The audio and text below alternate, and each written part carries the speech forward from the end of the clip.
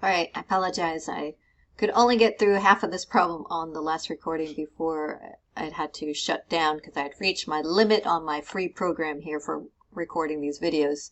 So I hope to get through the rest of this. So I have filled in the remaining shapes of this pedigree.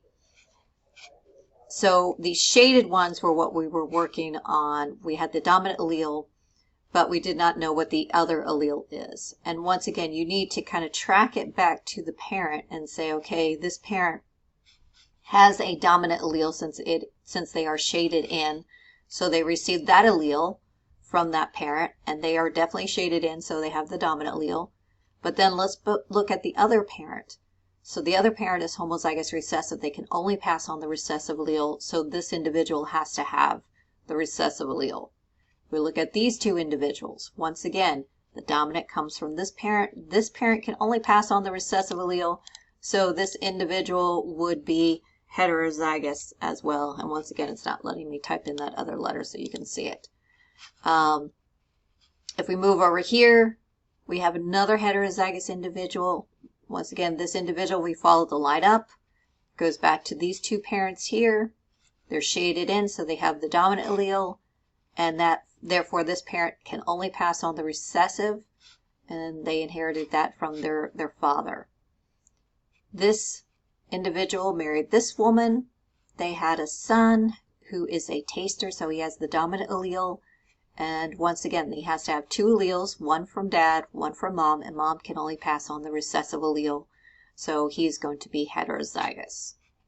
All right, let's move on to the next question. It says, what creates AB blood type? And what mode of inheritance is shown with AB blood type? So if you remember AB blood type, we would write out something like this. So the I represents our chromosome, and then we have A for our allele and B for our other allele. So this is an example of codominance that you're seeing here, where both alleles, or I should say both dominant alleles, are expressed. So individuals that have A blood are expressing an A factor. Individuals who have B blood are expressing the B factor on the outside of the red blood cells. If you have AB blood, you're expressing both A factor and B factor. So you have both of them that are being expressed at the same time. This is not incomplete dominance. Incomplete dominance would be if we had a blend between the A and the B.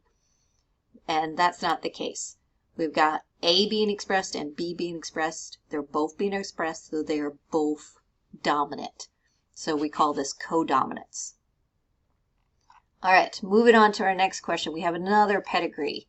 So for this one, it says, which inheritance pattern is most likely represented by the following pedigree? Is it going to be dominant, recessive, or X-linked? So I'm not asking you to fill in the genotypes of each individual. I want you to just take an overall look at this and see what's going on.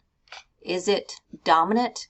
Well, if it was dominant, we would expect to see a lot of shapes being shaded in, because you have two possible genotypes that would produce a shaded in individual if it was dominant controlled. So we would expect to see a lot more individuals shaded in if it was dominant. So that doesn't seem to be the case. Is it recessive? Well, we certainly only have a few individuals that are shaded in, and it is possible that this parent could be heterozygous and the other parent could be heterozygous, and that would pass on two recessive alleles to make this individual to be shaded in. So that's a possibility. Or X-linked. Well, we only have males showing this disorder. Females, all the circles are the females. They are not shaded in. So it very possibly could be X-linked as well, because only males are affected. But we have some males that are not affected too. So in this case, I would say it could be recessive or X-linked for either one. Moving on to question number 6. It says, if you are a carrier for Tay-Sachs disease and your spouse is not. So let's go ahead and make our little letters here. It says Tay-Sachs is controlled by a recessive allele. So we'll do big T for no Tay-Sachs, and we'll make a little t for having Tay-Sachs. All right, so it says you are a carrier. So that means you are going to be heterozygous. So you do not display Tay-Sachs, but you can pass it on with that recessive allele. So it says your spouse is not a carrier, all right? So your spouse is not a carrier, so they're not heterozygous. So for this individual, we can say that they are homozygous dominant. All right, so they're not a carrier.